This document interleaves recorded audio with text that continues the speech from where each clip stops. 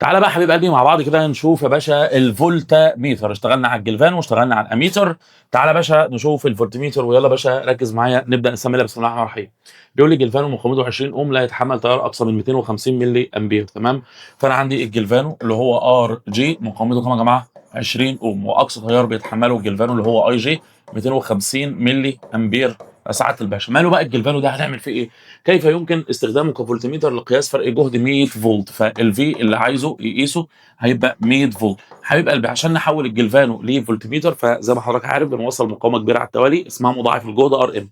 طب هو عايز الار ام، انا عندي قانون مباشر، الار ام بتساوي باشا في ناقص في جي على الاي جي. اعوض تعويض مباشر دلوقتي واجيب قيمه الار ام. طب الفي اللي انا بحلم بيها بكام يا باشا؟ ادي بسط مقاوم، الفي اللي بحلم بيها 100 ناقص الفي جي عباره عن اي جي ار جي اللي هي اي جي اللي هي كام؟ 250 في 10 سالب 3 في الار جي اللي هو 20.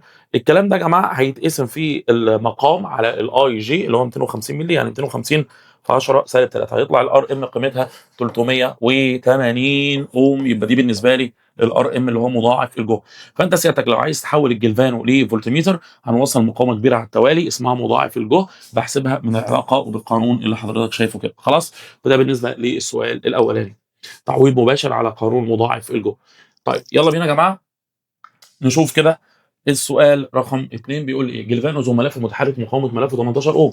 يبقى مقاومه الجلفانو اللي هي الار جي بكام؟ 18 اوم. طب يا سيدي عايز تعمل ايه في الجلفانو؟ قال لك عايز مجزئ التيار الذي يسمح بمرور ثلث التيار الكلي في الجلفانو. طب استنى كده، عايز المجزئ ار اس بتساوي اي جي ار جي على الاي ناقص الاي جي. فلما تيجي تعوض كده يبقى هتساوي ادي الاي جي والار جي كام يا جماعه؟ ب 18. الاي بقى هو قال لي يمر في الجلفانو ثانيه واحده ثلث التيار كله، يعني المفترض ان تيار الجلفانو هو ثلث التيار كله، يبقى ده ثلث اي. وده بالنسبه لي عباره عن اي ناقص ثلث اي، يبقى 1 ناقص ثلث يبقى ثلثين اي، يبقى ده ثلثين اي. يقوم الاي يروح مع الاي والثلاثه تروح مع الثلاثه، 18 على الاثنين يبقى الار اس قيمتها 9 اوم. يبقى هنا قال لي ان الاي جي عباره عن ثلث التيار كله، بس عوضت الاي جي بثلث الاي كله وتعويض مباشر. طب رجع تاني قال لك ايه؟ عايز بقى مضاعف الجهد اللي يجعل الجلفانو صالحا لقياس فرق جهد 10 امثال ما كان عليه. يبقى هو عايز الار ام، قانونه في ناقص في جي على الاي جي. حلو، انا عايز في يبقى 10 في جي ناقص الفي جي وده الاي جي. طب الاي جي مش موجود، ما هو عباره عن في جي على الار جي تطلع فوق. طيب يبقى ده بالنسبه لي عباره عن ايه؟ 10 في جي ناقص في جي 9 في جي، 9 في جي على في جي يبقى ب 9، يبقى ده 9 والار جي متبقيه لي اللي هي 18. 9 في 18 هيديك كام؟ 162 اوم. بس كده. يبقى ده بالنسبه لقانون الار اس اي جي ار جي على الاي ناقص اي جي وعوضت، وده بالنسبه لقانون الار ام في ناقص في جي على الاي جي. فانت لو عايز الجلفانو تخليه اميتر بتوصل مقاومه صغيره على التوازي اسمها ار اس بحسبها من القانون ده، ولو عايز الجلفانو تخليه فولتميتر بتوصل مقاومه كبيره على التوالي اسمها ار ام بحسبها من القانون او العلاقه دي. طب يلا بينا نشوف السؤال اللي بعده رقم 3. تعالى يا باشا نشوف كده مع بعض السؤال رقم 3 يا جماعه. هنعمل في السؤال رقم 3 ايه؟ بيقول لك جلفانو مقاومه ملفه 1 من 10 اوم، يعني ده الار جي بتساوي 1 من 10 اوم. قال لك يتطلب انحرافه الى نهايه التدريج بمرور تيار 1 ملي امبير، يعني ده اقصى تيار يستحمله الجلفانو. ادي اي جي 1 ملي امبير. شوف بقى يا عم احنا هنعمل فيه دلوقتي. قال لك ايه؟ احسب مقاومه المجزئ اللازم تحويله الى اميتر يقيس تيار اي ب 5 امبير، يعني عايز الاي يبقى كام؟ 5 امبير. طب ما انت لو عايز مجزئ التيار عوض تطبيق مباشر، قانون ار اس بتساوي اي جي ار جي على اي ناقص الاي جي. طب ما تعوضها بايه؟ يلا يا مدير، الاي جي بكام يا باشا؟ 1 ملي، يعني 1 في 10 سالب 3.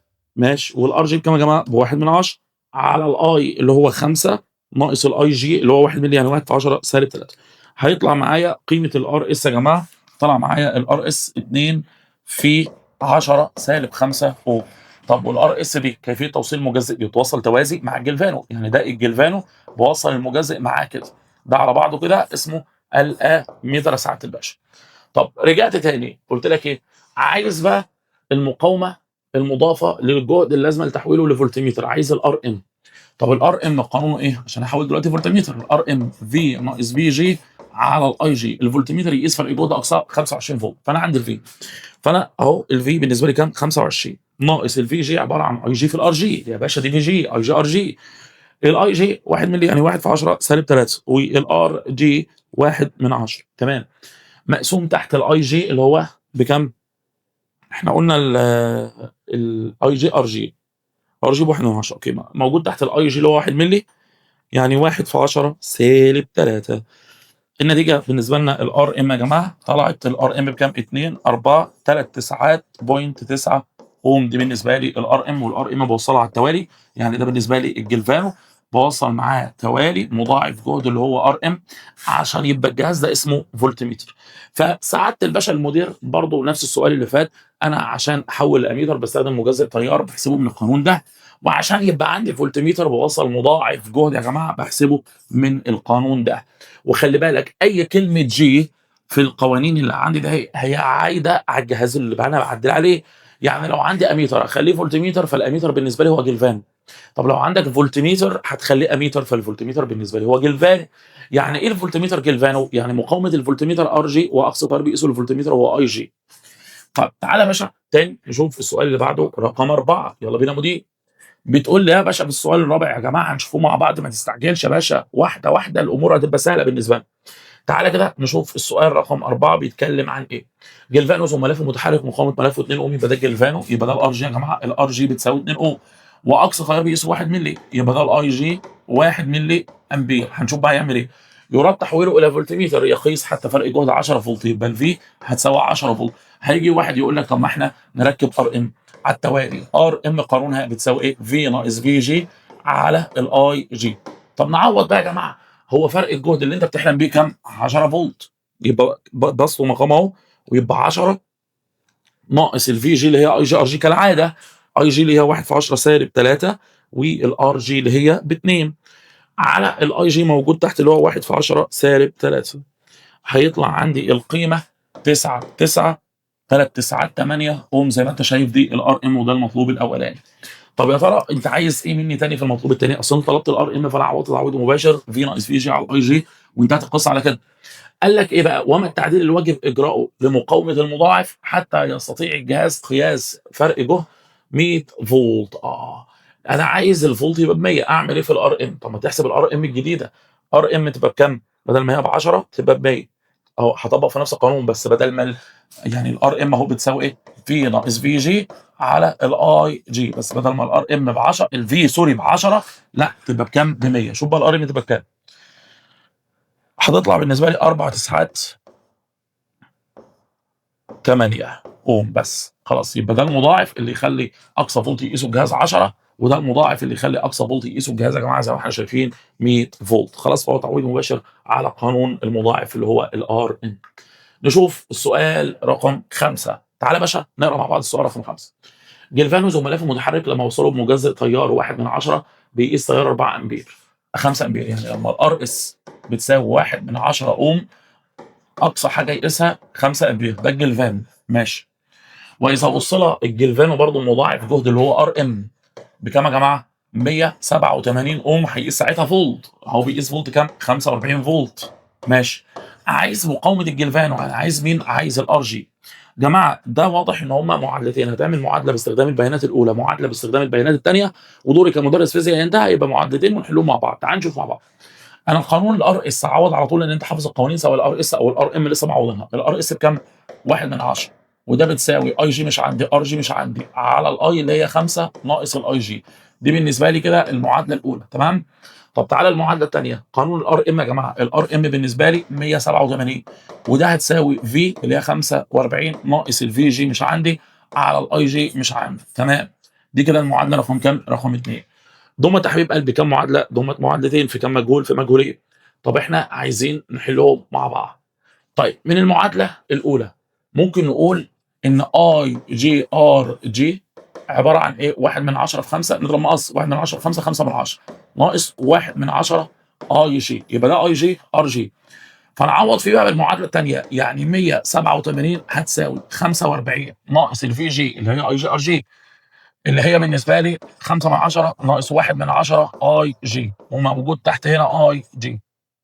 يبقى لما تيجي نكمل يبقى 187 هتساوي 45 ناقص 5 من 10 ناقص في ناقص بموجب 1 من 10 اي جي. الكلام ده مقسوم كله على الاي جي، اعتقد هنضرب مقص يا جماعه، يبقى 187 اي جي هتساوي 45 ناقص نص هيبقى 44 ونص، 44 ونص زائد 1 من 10 اي جي. من هنا اقدر اجيب الاي جي، يبقى الاي جي هتساوي طبعا 187 يطرح منها 1 من 10. لما تيجي تبص الاي جي يبقى 44 ونص على 187 ناقص 1 من 10، هيطلع معايا الاي جي 5 على 21 امبير. طب انا يا مستر مش عايز الاي جي يا مستر، انا عايز الار جي. طب اجيب الار جي ازاي؟ تعالى نعوض مثلا هنا، نجيب الار جي. الار جي من هنا عباره عن 5 من 10 ناقص 1 من 10 اي جي على الاي جي. يبقى الار جي هتساوي 5 من 10 ناقص 1 من 10 في الاي جي اللي هي 5 على 21، وموجود تحت في المقام اي جي اللي هي 5 على 21. هيطلع معايا 2 اوم. يبقى بعد كل ده الار جي اللي هو عايزها قيمتها 2 اوم. يبقى حبيب قلبي انا عملت ايه؟ معادله اولى وعملت معادله ثانيه. ومن المعادله الاولى اي جي ار جي بالمقدار ده، وعوضت منه في المعادله الثانيه في جي اللي هو اي جي ار جي اللي انا جايبه بالمقدار ده. بس المعادله دي ما فيهاش غير مجهول واحد اللي هو اي جي، فجبت قيمه الاي جي. خلاص، ده بالنسبه للسؤال رقم 5. فهو معتمد انك تكون معادله اولى ومعادله ثانيه وتحلهم بقى رياضيا باي طرق من الطرق الرياضيه ايا كانت اللي هتواجهك. طيب يلا بينا نشوف كده مع بعض يا جماعه. السؤال رقم 6 عايز مني ايه؟ يقول لك جلفانو حساس مقاومته 5 اوم، يبقى دي مقاومه الجلفانو، يبقى ار جي بتساوي كام؟ 5 اوم. واقصى تيار له 5 من 10 مللي، وصلت معه على التوازي مقاومه كونه جهازا واحدا. لا عايزين نرسمه نوضح الدنيا. طيب ده جلفانو مقاومته كام؟ 5 اوم، واقصى تيار بيقيسه الجلفانو يا جماعه كام؟ نص ملي امبير. وصلت معه على التوازي مقاومه 5 اوم برضه. طب ما هو في اللحظه اللي هيمر فيها نص ملي يبقى المقاومه دي زيها، يبقى يمر برضه نفس التيار اللي هو 5 من 10 ملي امبير. قال لي كونها مع بعض ضمت جهازا واحدا. ده بالنسبه لي جهازا واحدا. وبعدين يا سيدي قال لي ثم وصل مع الجهاز ده مقاومه 1000 اوم على التوالي. مسكت كده وصلت مقاومه 1000 اوم على التوالي. ليه؟ عشان يبقى ده كله على بعضه من اوله لاخره فولتميتر اهو. طيب فولتميتر واستخدم لقياس فرق الجهد. هو عايز اقصى فرق جهد يقيسه. طيب ثانيه واحده، ده فولتميتر، ده طرفي الفولتميتر. الفي هتساوي اي كله في الار كله، فالفي هتساوي اقصى تيار يمر بين الطرفين الفولتميتر دول، ولا هو نص ولا هو نص مجموعهم، يبقى 1 مللي، يعني 1 في 10 سالب 3. والمقاومه بتاعت الجهاز ككل 5 و5 توازي 2 ونص، 2 ونص زائد 1000 يبقى 1000 زائد 2 ونص، يبقى 1000 زائد 2 ونص. يبقى الفي اللي هو اقصى فرق جهد، اقصى تيار في المقاومه بتاعت الجهاز 10 سالب 3 في 1000 زائد 2 ونص، هيطلع معايا 1.0025 فولت يا باشا. وكل عام وانتم بخير. فانا رسمت رسمه للجهاز قدامي ده كله على بعضه فولتميتر. عايز اقصى فولت، يبقى اضرب التيار كله في المقاومه كلها يديك الفولت كله اللي هو اقصى فرق جهد. طبعا اقصى فولت يبقى بعوض بايه؟ باقصى تيار في مقاومه الجهاز ككل. طيب السؤال رقم 7 نشوف كده مع بعض بيقول ايه، وركز معايا لو سمحت. تعالى يا باشا، دائره كهربائيه تحتوي على مقاومه 20 اوم. ماشي، نرسم دايره فيها مقاومه 20 اوم. المقاومه دي متوصله على التوازي مع الفولتميتر. الفولتميتر ده يا جماعه مقاومته مش ما لا نهايه، مقاومته 40 اوم زي ما ذكر في السؤال.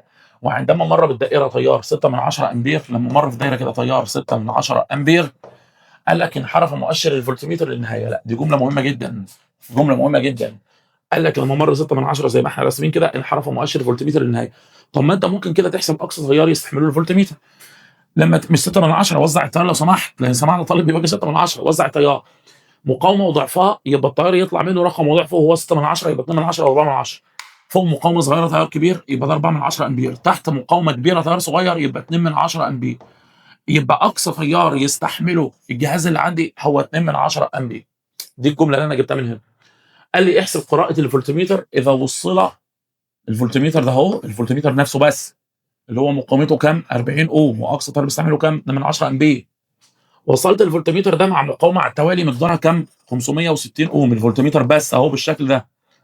ده الجهاز بقى الجديد. عايز احسب اقصى فرق جهد يمكن ان يقيسه بعد التعديل عليه. طب ما هو في عباره عن اقصى تيار في المقاومه كلها الجديده، فده اقصى فولت يبقى اقصى تيار. اقصى تيار بيستحمله ويمر في الخط ده هو كام؟ هو 2 من 10. والمقاومه كلها بتاعت الجهاز الجديد كام؟ 40 زائد 560 كام؟ 600. 600. 2 من 10 في 600. 600 في 2 ب 1200. 1200 على 10 يبقى 120. يبقى 120 فولت اهو. يبقى انا استغليت المطلوب الاول ان لما مر 6 من 10 امبير ككل انحراف مؤشر الفولتميتر للنهايه، جبت اقصى تيار يستحمله الفولتميتر. اقصى تيار في الخط ده عندي والمقاومه بتاعت الخط ده عندي، ففرق الجهد او اقصى فرق جهد اقدر اجيبه للجهاز ده كله اللي هو على بعضه الفولتميتر الجديد عندي، ضرب اقصى تيار في المقاومه بتاعت الجهاز يديك اقصى فولت ممكن يشيله او يستحمله. طيب ننتقل مع بعض للسؤال رقم 8. يلا بينا يا جماعه. نشوف السؤال 8 بيقول لي ايه. يلا يا عم الحاج، عايز ايه؟ دائره كهربائيه تحتوي على عمود قوته دفع 10 فولت، عندي بطاريه قوتها دفع 10 فولت ومقاومه داخليه مجمله وصلها بمقاومتين 16 و40 على التوالي. يبقى في مقاومه كده 16 اوم وفي مقاومه كده يا جماعه 40 اوم على التوالي زي ما الراجل ذكر لي. وعندما وصلها فولتميتر على التوازي مع المقاومه 40 فولتميتر كده على التوازي مع المقاومه كام يا جماعه؟ 40. انحرف مؤشر الفولتميتر الى 6 فولت، يعني فرق الجهد في المنطقه دي كده عباره عن كام؟ 6 فولت يا باشا اهو. قال لك ايه بقى؟ احسب مقاومه الفولتميتر، ده اول مطلوب، ده شغل الفصل الاول. احنا عايزين دلوقتي مقاومه الفولتميتر. طب اعمل ايه؟ اعمل الصح. ايه الصح يا باشمهندس؟ لما تيجي تبص كده، انت عايز ايه؟ مقاومه الفولتميتر. طيب احسبها ازاي؟ استنى. الفولت كله بكام؟ ب 10 بيتوزع على منطقتين، المنطقه دي 6 يبقى المنطقه دي كام؟ 4 يبقى هنا في 4 فولت. طب ما انت ممكن تقسم الفولت على المقاومه تجيب التيار، يعني 4 على 16 يبقى التيار بربع التيار كله، يعني ده بالنسبه لي ربع امبير. طب ما انت ممكن تقسم الفولت هنا على المقاومه تجيب التيار، يعني الفولت ب 6 والمقاومه ب 40 طلع معايا 15 من 100 امبير، يبقى التيار في الفرع ده 15 من 100 امبير. طب ما تطرح التيار كله من التيار اللي هنا تجيب التيار اللي هنا، يعني ربع ناقص 15 من 100 1 من 10. 25 من 100 ناقص 15 من 100 يبقى التيار الفولتميتر 1 من 10 امبير. طب انت عايز ايه؟ مقاومه الفولتميتر. طب ما هو ار الفولتميتر هي الفولت بالنسبه للتيار. الفولت كام؟ 6 فولت اللي قاريه، والتيار اللي بيمر في الفولتميتر 1 من 10. 6 على 1 من 10 يبقى 60 اوم بس، يبقى دي مقاومه الفولتميتر. اذا الفولتميتر ليه مقاومه كام يا جماعه؟ 60 اوم. فانا اعتمدت على مبادئ الفصل الاول يا حبيب قلبي اللي انا عارفها. عندي الفولت هنا طرحت الفولت كله من الفولت هنا جبت الفولت، قسمت الفولت على المقاومه جبت التيار، عندي تيار كله عندي تيار فرع طرحتهم جبت تيار في الفولتميتر، قسمت الفي على الاي جبت الار. تعالى بقى تاني بيقول لك ايه؟ واذا كان اقصى قرايه للفولتميتر، يعني الفولتميتر اللي معاك ده اهو، بكلمك على الفولتميتر بس، اللي هو بالنسبه لي مقاومته كام؟ 60 اوم ما بتتغيرش، يعني ده 60 اوم. قال لي اقصى قرايه للفولتميتر ممكن يقراها، هو كان قاري من شويه 6، دي مش اقصى قرايه، ما حدش قال لك ان دي اقصى قرايه، هو بيقول لك اهو اقصى قرايه 7.5 فولت للفولتميتر. كيف يمكنه تحويله الى اميتر يقيس تيار 5 امبير؟ انا ماليش دعوه، عايز المعلم ده اعدل عليه بحيث ان هو يبقى اميتر، يبقى وصل مجزء تيار على التوازي كده ار اس، بحيث ان التيار يبقى كام؟ 5 امبير. طب والله يا باشا عندي طرق كتيره، اقسم بس الفولت على المقاومه تجيب التيار اللي هنا اللي هو اقصى، ما هو ده اقصى فولت ودي المقاومه، يبقى هات اقصى تيار بيستحمله الفولتميتر. 7.5 على 60 يا عم اهو، 7.5 على 60 امبير. ممكن بقى تعتمد على مبادئ الفصل الاول، يعني التيار كله ناقص التيار هنا تجيب التيار هنا، يعني 5 ناقص 7.5 على 60 هيدي حضرتك 4.875 امبير. انا عايز الار اس. طب ما خلصت والله. لو انت حضرتك عايز الار اس فالار اس هتساوي الفي على الار. الفولت على هنا كام؟ 7.5 والتيار اللي هنا كام؟ 4.875 يبقى 7.5 على الكلام ده هيديك الار اس قيمتها 1.53 اوم بس، يبقى دي بالنسبه لي قيمه الار اس 1.53 اوم. يبقى تاني عملت ايه؟ عندي مقاومه الجهاز وعندي الفولت هنا، جبت اقصى تيار بيستحمله، لا انا عايز اقصى تيار يبقى كذا، طرحت التيار كله من التيار هنا جبت التيار هنا، عندي الفولت والتيار قسمتهم جبت المقاومه زي ما حضرتك شايف. كل الشغل ده بتاع الفصل الاولاني. طيب تعالى بينا نكمل مع بعض. طبعا انا بنصحك كطالب لما تلاقي المساله بدا يبقى فيها حوارات وفيها كلام واحداث ووصلنا وتوالي وما اعرفش، ارسم يا باشا، ارسم اجهزه القياس، ارسم وحل شغل ومبادئ الفصل الاولاني، تمام؟ تعالى هنا السؤال رقم 9 بيقول لك جلفانو زملائه متحرك اتوصل لمجزأ نص اوم، فبقى بيقيس يعني لما الار اس كانت 5 من 10 اوم فبيقيس تيار اقصى في وجود المجزئ، يبقى التيار بيقيس اسمه ار 11 من 100 امبير، دي 11 من 100 اوكي. وعند توصيل مضاعف اللي هو ار ام كم 245 اوم بيقيس فولت كم 2.5 فولت. ما شاء الله، واضح ان هعمل برضه معادلتين، هو عايز اقصى تيار يتحمله الجلفانو اللي هو اي جي، وعايز مقاومه الجلفانو يا جماعه اللي هي ار جي. طيب تعالى هنا لو طبقنا قانون الار اس، ده هو السؤال اللي فات بالنص. لو طبقنا قانون الار اس هيبقى الار اس اللي هو نص عباره عن اي جي ار جي مش عندي على الاي اللي هي 11 من 100 ناقص اي جي، دي كده المعادله الاولى. لو طبقنا قانون الار ام اللي هي 245 بتساوي الفي اللي هي 2.5 ناقص الفي جي على الاي جي، دي كده بالنسبه لي يا جماعه المعادله الايه الثانيه. دوري كمدرس فيزياء انتهى خلاص، ضمت معادلتين في مجهولين فاقدر ان انا احلهم. طب تعالى من المعادله الاولى، السؤال ده احنا حالين زيه بالنص دلوقتي. تعالى نجيب اي جي ار جي في طرف 5 من 10 في 11 من 100 هيطلع 0.055 ناقص 5 من 10 اي جي. خد بقى المعادله دي وعوض فيها في الحدث الثاني، يعني 245 بتساوي 2.5 ناقص الفي جي يا جماعه اللي هي اي جي ار جي اللي هي عندك ده 0.055 ناقص 5 من 10 اي جي. الكلام ده كله بقى موجود تحت على الاي جي. طيب نفك القوس نضرب مقص، نضرب مقص مره واحده، يبقى 245 اي جي هتساوي 2.5 ناقص مره واحده 2.5 ناقص 0.055 2.5 ناقص المقدار ده تطلع 2.445 ناقص في ناقص يبقى موجب 5 من 10 اي جي. من هنا اقدر اجيب قيمه مين يا جماعه؟ قيمه الاي جي هيطلع لي على طول، المعادله دي ما فيهاش غير اي جي، هطلع منها الاي جي، فالاي جي هتساوي طبعا 2.445 على 245 ناقص نص، كده هجيب الاي جي. طلع معايا الاي جي 1 من 100 امبير. طيب هو بس مش عايز الاي جي، هو كمان عايز الار جي. اعوض في المعادله دي نجيب الار جي. طيب اجيب الار جي ازاي؟ ما هو الار جي عباره عن 0.055 ناقص 5 من 10 اي جي اللي هي 5 من 10 في 1 من 100 على، انا عايز الار جي بقى لوحديها، على الاي جي اللي هي بكام يا جماعه؟ 0.01 اللي هي 1 من 100. يطلع معايا كام؟ نتاكد تاني معلش، احنا قلنا 0.055 ناقص 5 من 10 في اي جي اللي هي 1 من 100 على الاي جي اللي هي 1 من 100. طلع معايا الناتج 5 اوم، يبقى دي قيمه الار جي ب 5 اوم. يبقى الفكره كلها حبيب قلبي، عملت معادله اولى، عملت معادله ثانيه، جبت الاي جي ار جي من هنا بمقدار معين، عوضت منه في المعادله الثانيه بقى مجهول واحد اللي هو الاي جي، جبت الاي جي ورجعت عوضت هنا عشان اجيب الار جي من المعادله دي، فهو عباره عن 0.055 ناقص 5 من 10 اي جي على الاي جي، وحصلت على قيمه الار جي وبقى عندي الاي جي من البدايه.